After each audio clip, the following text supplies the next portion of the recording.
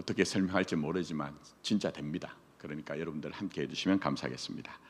자, 그동안 누가복음을 통해 살핀 구원과 치유의 일부를 마칩니다. 일부 이제 적절하게 설교 계획에 따라서 이제 2부는 또 내년에 시작을 할 것 같아요. 이제 자신을 위한 선택을 하라. 이제 이런 대주제를 이미 정했습니다. 왜 그런 주제를 정했냐면 조국 교회에서는 너무 기독교 신앙이 이제 많이 오해된 부분이 많습니다. 예를 들면 요셉 있죠? 우리 꿈쟁이 요셉 이렇게 얘기하는데 요셉 예를 들면서 꿈을 위해 살라 이렇게 얘기하는 설교가 횡행했습니다. 맞을까요, 여러분? 의문을 먼저 가지셔야 됩니다. 인간은 꿈을 위해서 사는 존재가 아닙니다. 꿈은 여러분의 하나의 부분일 뿐이지. 사실은 신앙은요, 자기가 자기로 사는 겁니다. 그리고 온전하게 자기로 살기 위해 있는 것이 말씀드린 것처럼 꿈이지, 인간이 꿈을 위해 사는 존재가 아니란 말입니다. 근데 저 같은 목사들이 자꾸 성경의 사건을 가지고 그런 식으로 설명을 하다 보니 많은 부분을 놓쳤어요. 그래서 이제 2부 내년에 시작할 때 자신을 위한 선택을 하라는 주제를 가지고 시작을 하고, 일단 성탄 그 다음에 연말 연시를 맞아서는 이제 이 시기에 맞는 설교를 이제 다음 주부터 잠시 하려고 합니다. 자, 일단 오늘 설교는 질문으로 좀 시작하려고 해요. 스스로 좀 자문자답 한번 해보십시오. 여러분은 왜 예수님 믿습니까? 왜 예수님 믿습니까? 답을 한번 스스로 한번 해보시기 바랍니다. 누구에게 들었던 것이 아니고요, 자기 고백에 있는 그런 답을 여러분이 한번 생각을 해 보시라는 겁니다. 저는 제 나름대로 가진 답은 오늘 설교 제목처럼 늘 받아주시기 때문에 그렇습니다. 항상 받아주시기 때문에 그렇습니다. 어떤 자리에 있든지 받아주시기 때문에 그렇습니다. 간단한 말 같지만 간단하진 않습니다. 이게 종교와 복음을 가르는 굉장한 차이가 되는 겁니다.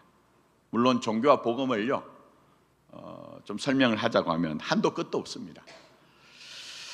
그러나 간단하게 설명하면 종교는요, 늘이 아닙니다.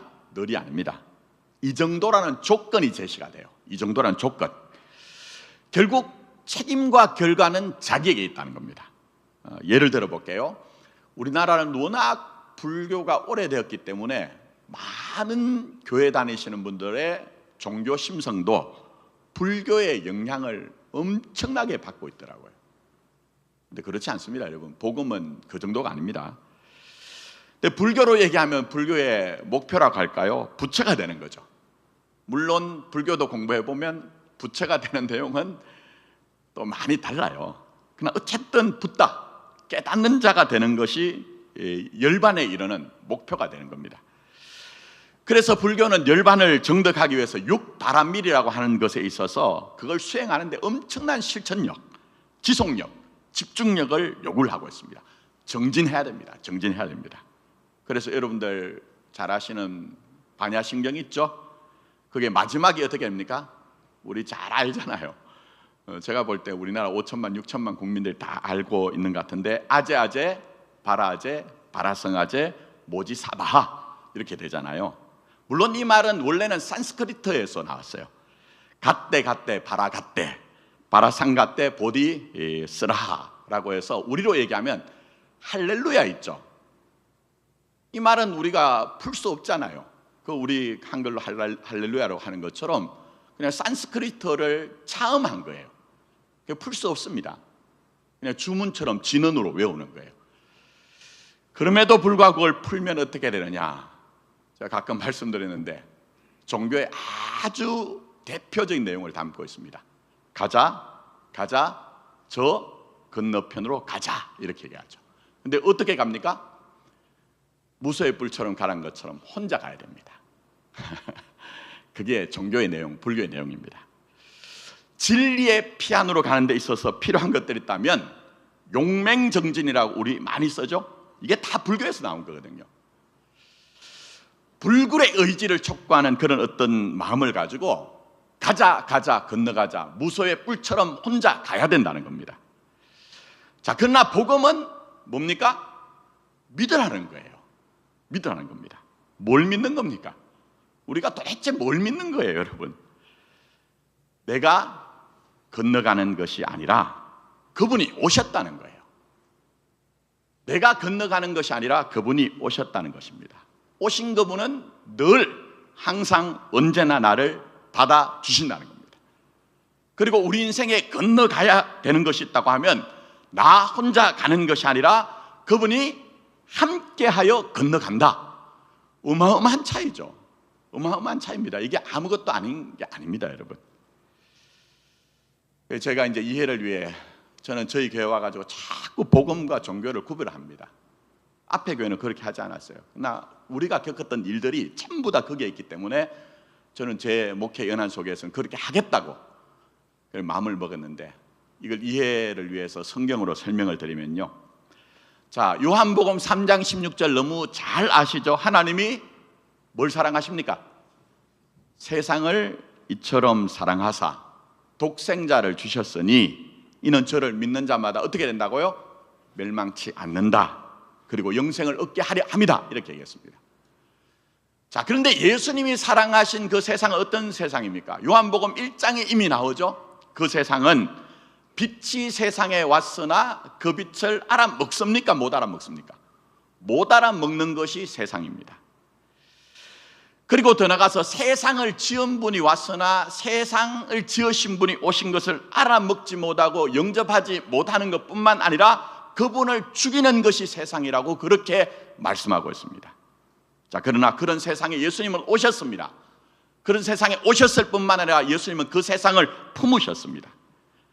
그 정도에 대해서 빛을 알지 못하는 세상, 세상을 지으신 분을 죽일 그런 세상이 가진 죄와 사망을 안고 죽으셨습니다. 그리고 죽으셨을 뿐만 아니라 다시 살아나 부활하여 우리를 예수님의 죽으심과 부활하심에 연합시켜 우리의 운명을 죄와 사망이 가득한 세상이 아닌 자신 안에 두셨다고 얘기를 하고 있어요. 이건 사도 요한만 얘기한 게 아닙니다. 창세기부터 요한계시록이 전부 얘기하는 내용입니다. 그래서 신자의 운명과 결론이 뭡니까? 세상에 두지 않는다. 내가 너 자신에게도 두지 않는다. 내 안에 너의 운명과 결론을 뒀다. 이렇게 우리에게 얘기를 하고 있습니다. 이거 어마어마한 내용입니다. 이 내용을 압축해 담은 것이요, 이제 제가 마음에 로마서 제 목회 끝날 때 새벽 기도에 강의하려고 했는데 말씀드린 것처럼 다음 주부터 조금 로마서를 가지고 정리를 해야 되겠다. 그 중에 8장, 로마서 8장이 정말 로마서 중에서도 보석 같거든요. 근데 이 로마서 8장 내용이 뭡니까? 결론이 뭐죠? 아들을 주신 하나님의 사랑에 있는 너를 세상의 어떤 조건과 상황이 하나님에게서 끊을 수 없다. 이렇게 된 겁니다. 그게 복음의 내용이고 신자의 인생이라고 성경 그렇게 얘기를 합니다. 오늘 본문도 마찬가지예요. 본문도. 자, 그런 점에서 누가가 전한 구원과 치유 일부 마무리를 하면서 결론으로 말씀드린 것은 예수님은 늘 항상 어디서나 나를 받아주신다는 것을 기억하고 믿으십시오. 이게 중요합니다. 예수님 우리는 늘 항상 어디나 어디서나 나를 받아주신다는 것을 알고 믿으십시오. 이게 우리의 믿음의 내용입니다. 자, 오늘 본문은 우리가 잘 알고 있는 내용이죠. 그래서 이야기식으로 제가 풀지는 않을게요. 자, 다만 오늘 본문 상황에 대해서 19절 한번 보십시오. 무리 때문에 갈 길을 얻지 못했다 하는데 마가복음 2장 2절을 보면 조금 더 자세하게 설명합니다. 사람이 너무 많아 집안은 물론이고 문 밖에까지 발 디딜 틈도 없는 그런 상황. 고고학자들이요, 예수님 당시에 갈릴리 지역을 발굴했거든요. 근데 집의 크기를 보니까 크지가 않아요. 겨우 정말 빡빡하게 들어가면 보통 집들이 한 50명 정도가 서가지고 맥시멈으로 들어갈 수 있는 그 정도 크기입니다. 자, 그런 공간에 이제 중풍병자를 메고 온 사람들이 왔어요. 예수님 앞에 가야 되는데 가지 못합니다. 얼마나 당황스럽겠습니까? 근데 놀랍고 위대한 점은 이들은 아이고 안 되겠구나, 도저히 예수님 앞에 갈 수 없구나, 우리 포기하고 다음에 기회를 보자, 이렇게 생각하지 않았다는 겁니다. 아주 독특한 방법을 생각해냈는데 그게 바로 지붕 위로 올라가서 지붕을 뜯어서 그곳을 통해 중풍병자를 위에서 아래로 달아 내리는 것입니다. 우리 생각에 이게 어떻게 가능하겠느냐 하지만 당시 집들은 가능합니다. 당시 집들은 벽은 돌로 세울지 모르지만 천정은 돌로 안 돼요. 그 당시의 건축 기술로는. 그래서 아래에다가 돌감람나무로 대들보를 만들고요, 그리고 종려나무 가지를 엮어가지고 틀을 만듭니다. 그래서 그 지붕 위에 얹어놓고 거기다가 잔가지, 나무 잔가지와 진흙과 지푸라기를 섞어서 평평하게 지붕을 만들고 거기에 이제 진흙을 켜켜이 바릅니다. 그러면 그 진흙이 마르겠죠. 그럼 어느 정도 딱딱해지니까 거기를 사람들이 걸어갈 수도 있고 수고스럽지만 구멍을 낼 수 있기 때문에 가능했던 일입니다. 자, 근데 19절 말씀 보시면 의문이 있죠. 거기 뭐가 나옵니까? 기와가 나옵니다. 기와. 이 케라모스란 말인데, 아니 그러면 지금까지 설명한 유대인들의 가옥 구조와 다르지 않느냐. 그래서 영어 성경도 제가 찾아보니까요, 거기 타일스라고 해서 타일이 덮여 있는 것으로 보여져요. 그러나 그렇지 않습니다. 갈릴리 전통 구조에 대해서 누가는 일단 헬라 사람이에요. 유대인이 아니에요. 그래서 이 누가복음의 1차 독자가 누구였나 하면 자기와 같은 헬라 사람들이었습니다. 그래서 헬라 사람들이 이해하는 가옥 구조로서 이걸 설명하는 것도 있고, 또 하나는 당시의 유대인들은 이 기와 케라모스란 말이 뭐냐면요, 말씀드린 그런 이제 진흙을 바르고 발라가지고 켜켜이 쌓여진 단면을 케라모스라고 얘기했습니다. 다르지 않다는 겁니다. 저는 오늘 여기에서 말씀드리고 싶은 것은 당시의 갈릴리의 가옥 구조가 어떠냐, 재료가 어떠냐 이런 것을 얘기하자는 게 아닙니다. 그건 절대 중요한 게 아닙니다. 다만 오늘 말씀드린 것처럼 중풍병자를 데리고 온 사람들이 어떻게 이렇게 엉뚱하고 무모한 행동을 했을 것인가 하는 것입니다. 여러분 어떻게 생각하십니까? 절박하기 때문이죠. 이것 아니면 할 수 없다는 절박함. 이 중풍병자를 데리고 온 사람들이 가족인지 친구인지 이웃인지 알 수 없지만 이 사람을 고칠 수 있는 유일한 길은 예수님 밖에 없다는 절박함 때문에 이렇게 했겠죠. 그러나 이들의 결정과 선택에 더 하나 생각해야 되는 것이 있습니다. 그들이 그렇게 할 수 있는 것은 예수님이 그들의 절박함을 받아 주실 것이라는 확신이 있었기 때문에 그렇습니다. 잘 한번 생각해 보십시오. 여러분 우리말에 흔히 하는 말이 발 뻗을 자리를 보고 어떻게 한다고요? 눕는다고 하잖아요. 만약 예수님이 이들이 이런 선택과 결정을 해도 너희들이 왜 이렇게 하느냐, 불편하게 하느냐 이렇게 해서 받아주실 가능성이 없다고 확신했다고 하면 이들은 그렇게 하지 않았을 것이라는 것입니다. 그렇기 때문에 오늘 이 사건을 통해서 우리가 봐야 되는 것은 예수님은 언제나 여러분을 받아주신다는 거예요. 항상 받아주신다는 거예요. 어떤 자리에 있든지 받아주신다는 겁니다. 자, 그런 점에서 보셔야 되는 게 있습니다. 이 본문의 긴장을 보셔야 됩니다. 자, 17절 한번 보십시오. 17절. 성경은 만만한 책이 아니죠. 자, 17절. 하루는 가르치실 때에 갈릴리의 각 마을과 유대와 예루살렘에서 온 누가 있죠? 바리새인과 율법 교사들이 앉아 있습니다. 그리고 병을 고치시는 주의 능력이 예수와 함께 있더라고 해서 여기에서 뭐가 보여지나 하냐면 아주 팽팽한 긴장감, 예수님과 바리새인과 율법 교사 사이에 팽팽한 긴장감이 보여지고 있습니다. 이 바리새인과 율법 교사들이 가진 신앙의 위치는 뭐냐 하면요, 네가 어떻게 하느냐에 달려있다는 거예요. 하나님과의 관계가 네가 어떻게 하느냐에 달려있다는 겁니다.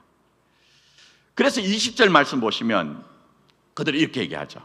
마음을 먹는 것이 예수께서 그들의 믿음을 보시고 이러시되 이 사람아 내 죄를 사함을 받았느라 하자. 21절에 뭐라고 생각을 합니까? 서기관과 바리새인들이 생각하기르되 이 신성모독하는 자가 누구냐? 오직 하나님 외에 누가 능히 죄를 사하겠느냐고 생각하는 이유가 뭐냐면요, 예수 네가 하나님이냐 이 얘기입니다. 예수님이 하나님이냐. 그러나 이 안에 또 하나가 있다고 하면요, 이 사람이 뭘 했다고? 중풍병자 아무것도 한 것 없잖아요. 이 사람이 뭘 했다고? 이 사람에게 죄사함을 지금 선포를 하느냐 이거예요. 유대 종교에서는요, 죄사함이란 것은 여러분 아시죠? 절차와 과정이 정해져 있습니다. 율법에 따라서 그들이 분명히 죄사함을 받기 위해서는 제사를 드려야 되고 제물을 드려야 되고 거기에 대해서 엄청난 헌신과 확인이 돼야 되는 수고가 있어야 된단 말입니다. 근데 예수님이 그렇게 하지 않으니 지금 화가 난 거예요. 제가 말씀드렸죠. 이 유대교가 가진 종교적인 위치는 네가 어떠하느냐에 따라서 네가 결정된다는 것인데, 이 사람들이 볼 때 예수님이 그렇게 이 사람을 처우하지 않으니까 화가 분노가 난 겁니다. 그래서 성경을 보시면 사실은 날카롭게 대조가 되고 사실은 싸우고 있는 것이 복음과 종교입니다. 복음과 종교. 우리가 대림절 전에 새벽기도회에 갈라디아 교회에 쓴 사도 바울이 갈라디아 교회에 쓴 갈라디아서를 봤죠. 그 갈라디아 교회에 들어온 것이 다른 복음, 율법주의였어요. 근데 사도 바울이 만만찮게 비판을 하거든요. 왜요? 율법주의는 너의 수준에 따라 구원되거나 받은 구원도 유지된다고 했던 그것이기 때문에 그렇습니다. 근데 제가 이렇게 말씀드리면 여러분 이게 느낌이 안 오시지만 오늘날 교회 안에서도 행행하는 신앙의 내용입니다. 성경과 전혀 상관없이. 왜 그렇습니까? 인간이 가진 체질이 그렇습니다. 흔히 뭐라고 하죠? 공든탑이 무너지랴. 공든탑이 무너지랴. 그게 인간이 가진 심성입니다. 그게 꼭 부합하는 것이 인간의 이해와 감각과 경험이기 때문에 오늘도 수많은 교회에서 십자가를 세워놓고 네게 모든 것이 달려있다, 이런 식으로 신앙을 설교하고 있습니다. 수많은 사람들이 거기에 쏘가가지고 자신의 대단한 진심과 각오와 열심을 가지고 뭔가를 행하고 있습니다. 그러나 사도께서는 그것을 종노릇하는 것이다, 종노릇하는 것이다, 그렇게 말씀하고 있습니다. 복음은 그런 것이 아니라 너희는 하나님의 자식이기 때문에 네가 어떠하냐에 따라서 좌우되는 것이 아니라 그분 곧 예수님의 어떠하심에 따라서 너의 운명과 결론이 있기 때문에 늘 항상 어디서나 너를 받아주신다, 이걸 믿자. 그게 갈라디아서이고 오늘 본문의 내용이고 성경 66권 전체의 내용인 겁니다. 성령님을 통해서 오늘 이 시대에 여러분에게 호소하시는 하나님의 음성을 들으십시오. 세상이 뭐라고 하든지 교회에서 목사들이 뭐라고 하든지 네가 어디서나 항상 어디에 있든지 너는 내 것이다. 너 자신의 것으로 너가 어떻게 좌우되지 않는다고 하는 그 음성을 들으십시오. 그래서 오늘 29절, 제가 이런 얘기 자꾸 하면 제가 막 먼저 막 엑스칼레이터가 돼가지고, 자 29절 한번, 20절 한번 보십시오. 20절, 예수께서 뭘 보시죠? 그들의 믿음을 보시고 이러시되 이 사람아 내 죄 사함을 받았느라 하시니, 이렇게 하시죠. 자, 그들의 믿음이라고 할 때 여러분에게 익숙한 것은 이런 식의 설명이 굉장히 아직 잔상으로 남아있을 겁니다. 목사들 앞에서 여러분 중풍병자를 메고 온 사람들이 음악에 모인 군중들을 뚫고 지붕으로 올라갔습니다. 우리도 어떤 장애물이 있어도 그렇게 해야 됩니다. 그리고 지붕을 벗겨내는 수고를 마다하지 않았습니다. 그러니 우리도 열심을 내어 살아봅시다. 이런 것들이 우리 마음이나 머리에 있을 겁니다. 틀린 건 아니에요. 그건 또 설명해야 되는 부분이지만, 그러나 제가 지금까지 설명드린 것처럼 받아주실 예수에 대한 믿음이 먼저인 겁니다. 이해가 되시죠? 받아주실 예수에 대한 믿음이 먼저인 겁니다. 제가 너무 목회 현장에서 기독교 신앙이 가진 이 복음의 내용을 오독 오해하시는 분들이 많아서 가끔 제가 새벽 기도 시간에 설명합니다. 믿음이 뭡니까? 내 편의 진심입니까? 각오입니까? 결단입니까? 라고 하면서 이런 설명을 드립니다. 나는 아무리 저 사람을 막 100%, 200%, 300% 믿으려고 하는데 그 사람은 나에게 날마다 뒤통수를 쳐요. 사기를 쳐먹어요. 그러면 나는 그 사람을 믿을 수 있을까요? 그 쉽지 않을 겁니다.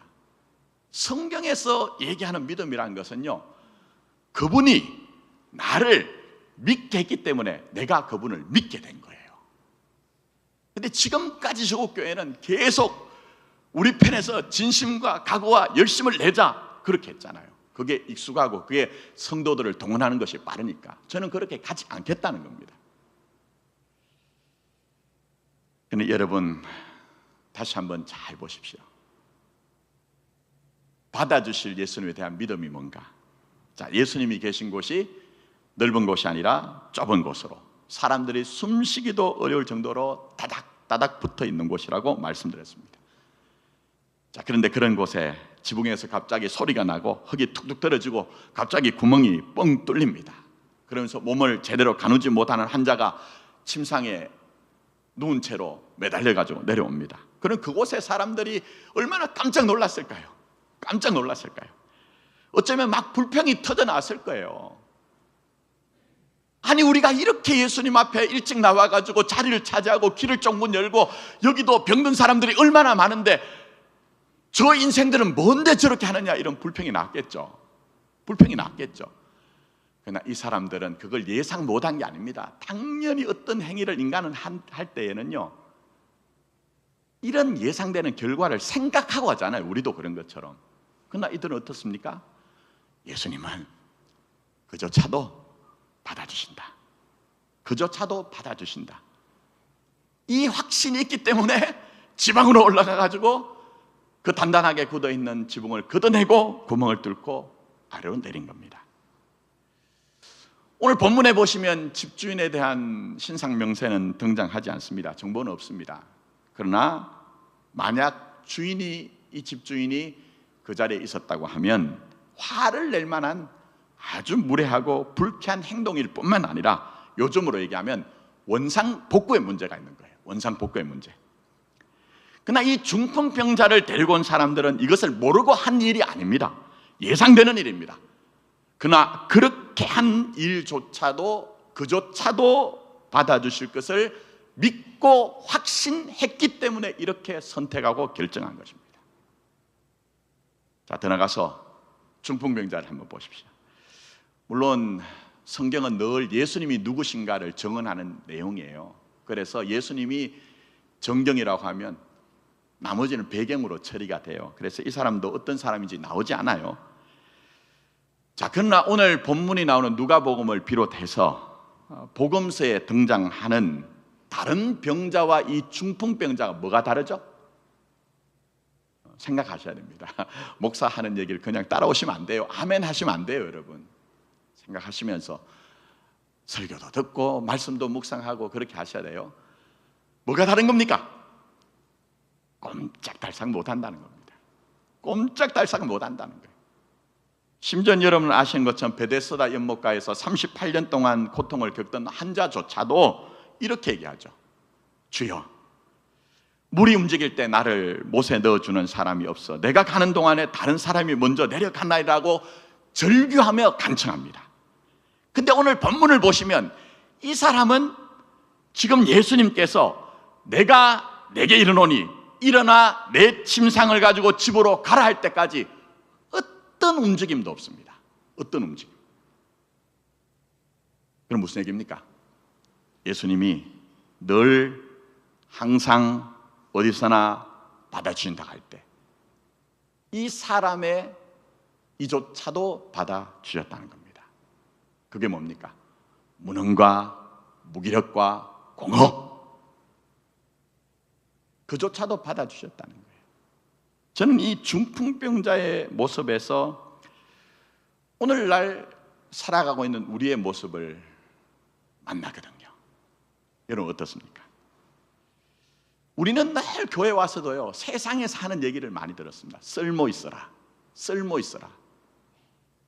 그 얘기는 교회 안 오셔도 얼마든지 세상에서 들을 수 있는 얘기입니다. 근데 목사들의 입에서 쓸모 있으라는 얘기를 너무 많이 듣다 보니 쓸모 없으면 나는 필요 없다는 어떤 생각을 하게 됩니다. 그러나 하나님은 그렇지 않습니다, 여러분. 아니, 성경이 그렇게 얘기하는데 왜 우리는 자꾸 이렇게 오해를 하냐는 거예요. 오늘 이 본문에 나오는 중풍병자가 예수님이 말씀하셔서 그를 일으킬 때까지 정말 무능하고 무기력하고 공허의 삶을 살았다 할지라도 하나님은 여러분을 쓸모로 판단하지 않는다는 거예요. 우리를 늘 항상 어떤 수준에 있더라도 아들을 주신 사랑 가운데 포기를 하지 않는다는 겁니다. 우린 이걸 믿는 거예요. 이걸 믿는 거예요. 우리의 쓸모를 믿는 게 아니고요. 우리의 쓸모를 믿는 게 아니고.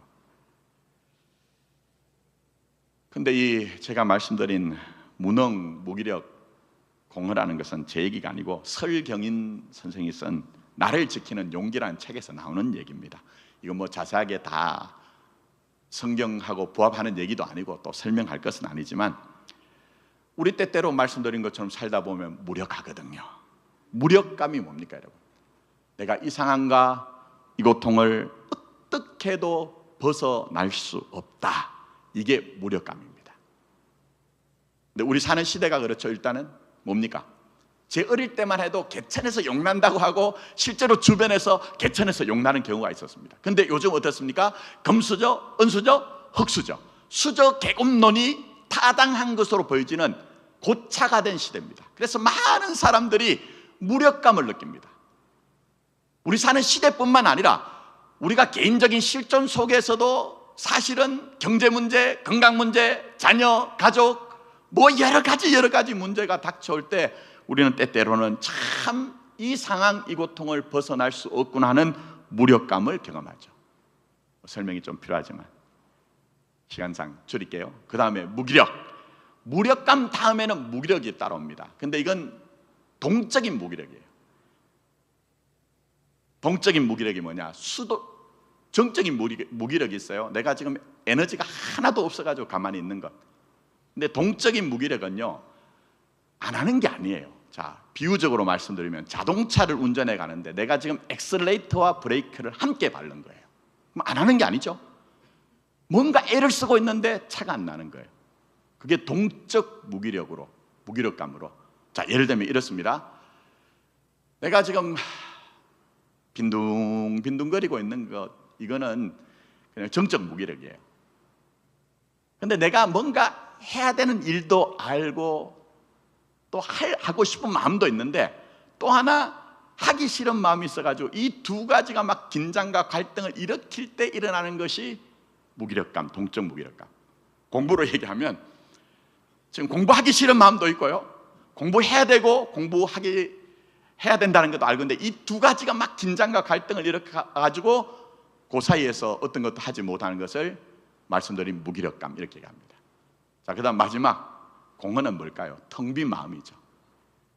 계속 이런 게 사이클로 되다 보면 그 고리 속을 벗어나지 못한다는 겁니다. 근데 오늘 2000여 전 이 중풍병자를 보면 상당 부분이 그렇죠. 제가 설명을 이제 길게는 드리지 못하겠는데, 근데 중요한 게 있습니다. 그게 뭔지 아십니까? 내가 어떤 일 때문에 무력하고 무기력감과 공허는 1차 화살이에요. 나를 쏘는 1차 화살. 근데 2차 화살이 있습니다. 그 2차 화살이 더 심각한 문제입니다. 그게 뭐냐 하면요, 내가 나 스스로 자책하는 겁니다. 내가 나 스스로 자책하는 것. 이 2차 화살을 맞지 말아야 되는데 내가 나 스스로를 자책하고 정죄하는 것을 더 심각한 문제라고 얘기합니다. 왜 그렇습니까? 내게 가장 가까운 사람이 누구예요? 내게 가장 가까운 사람? 나 자신이죠. 뭐라고 해도 나 자신입니다. 내가 나를 자책하고 내가 나를 정죄하는 것만큼 더 심각한 문제가 없거든요. 근데 저는 오늘 이 말씀을 읽으면서 얼마나 예수님이 정말 대단한 분인가 하는 것들을 제가 다 펼쳐내기가 시간상도 그렇고 제 언어 표현도 그렇지만 참 부족합니다. 자, 예수님이 이 사람 뭐라고 합니까? 이 사람에게 죄 사함을 받았대요. 이 사람에 대한 정보가 충분하지 않지만 제가 볼 때는요, 1차 화살을 맞았을 뿐만 아니라 그는 꼼짝달싹 못하는 자기의 인생의 세월을 보면서 어떤 일로 그런 자기가 중풍병자가 된지 모르지만 자책하고 정죄했던 것 같아요. 그래서 예수님께서는 네 죄사함을 받았느니라 근본적인 문제를 해결해 주심으로 말미암아 이 사람의 무능과 무기력과 공허를 하나 풀어내셨을 뿐만 아니라 근본적으로 가진 자신을 정죄하고 자책하는 문제까지 해결해 주신 거예요. 어마어마한 예수님이죠. 어마어마한 예수님이죠. 근데 여기에 대해서 시비하는 자들이 누굽니까? 바리새인과 율법 교사들. 저 사람이 뭘 했다고 네가 함부로 죄사함을 받았다고 얘기를 하느냐, 이렇게 얘기를 하잖아요. 그러나 그렇지 않다. 성경에서 예수님 신경으로 말씀드리면 너희들이 이 사람을 어떻게 판단하고 정죄를 하든 이 인생은 내 안에 있다. 근데 시비하지 마라, 판단하지 마라. 그리고 자기 스스로 자책하고 정죄했다 할지라도 하나님의 자식이기 때문에 그렇게 될 수 없다, 이렇게 선포를 하신 겁니다. 저는 이 말씀을 묵상하면서 창세기에 있는 첫 번째 창조의 역사가 동일하게 일어나는 것을 봅니다. 첫 번째 창조가 뭡니까? 혼돈과 공허와 흑암의 깊음 있습니다. 근데 라카프라고 하죠. 몇 번 설명드렸습니다. 암탉이 계란을 알을 품듯이 품어서 병아리를 만들듯이, 그렇게 오늘 예수님께서는 꼼짝달싹하지 못하는 그 중풍병자, 세상적인 논리로 하면 쓸모없는 그 사람의 무능과 무기력과 공허를 다 품어내시고 첫 번째 창조에서 보시기에 좋았다고 하신 것처럼 이 사람의 인생을 새 창조의 역사로 말미암아 더 이상 자기가 자기를 자책하지 않고 살도록 해주신 겁니다. 여러분들은 바로 그 예수님을 믿는 거예요. 언제나 항상 어떤 자리에 있든지 내 인생에 들어와서 나 자신의 인생을 품어내시고 내가 나 스스로 자랑스럽지 않을 때조차도 나를 새롭게 하시는 그 예수님을 믿는 것입니다. 그래서 25절 한번 보십시오. 아이고, 이 시간이 벌써 이렇게 돼서 마무리하겠습니다. 25절. 그 사람이 그들 앞에서 곧 일어나. 어마어마한 내용이죠. 어떤 느낌인지 아시죠? 사람들에게 시달리지 않고 당당해진 겁니다. 자, 그리고 그렇게 얘기하십니다. 보고하는 것이 그 누웠던 것을 가지고 하나님께 영광을 돌리며 자기 집으로 돌아가니라. 간단한 얘기지만 간단한 얘기가 아닙니다. 자신의 무력과 무기력과 공허의 상징인 침상을 가지고 자책하지 아니하고 자기 집으로 당당하게 돌아갈 수 있는 것, 이게 예수 안에 있는, 예수와 함께 사는 자에게 주실 복이라고 우리에게 분명히 말씀하고 있습니다. 그러니 제발 부탁하고 당부하며 일부를 마무리하는 것은 다른 어떤 것을 믿지 마십시오. 제가 지금 이 자리에 서서 강대상에서 말씀을 전한다고 해도 목사 나부랭이 믿지 마시라는 거예요. 목사가 예수를 대체할 수 없습니다. 만약 목사가 예수를 대체한다면 그건 우상이 됩니다. 심지어는 마포교회가 예수의 자리를 대체한다면 마포교회가 우상이 되는 겁니다. 여러분의 주와 그리스도가 되시는 분은 오직 누구밖에 없으시죠? 예수밖에 없습니다. 우리의 삶을 늘 항상 어디서나 받아주시는 예수님만이 여러분의 주와 그리스도가 되실 분입니다. 예수님 믿어서 혹시 여러분도 연애 삶에서 침대에 누워 어떤 것도 내가 하지 못한다는 무력과 무기력과 허무가 있을 때 미움만 하지 마시고 자책만 하지 마시고 예수님을 믿음으로 말미암아 결국은 당당하게 자기의 침상을 들고 자기 집으로 돌아갔던 이 이름 없는 무명의 중풍병자처럼 세상에 대해 사람에 대해 더 당당하게 자기 삶을 믿음으로 살아내는 복이 있기를 예수님의 이름으로 축복합니다. 기도하도록 하겠습니다.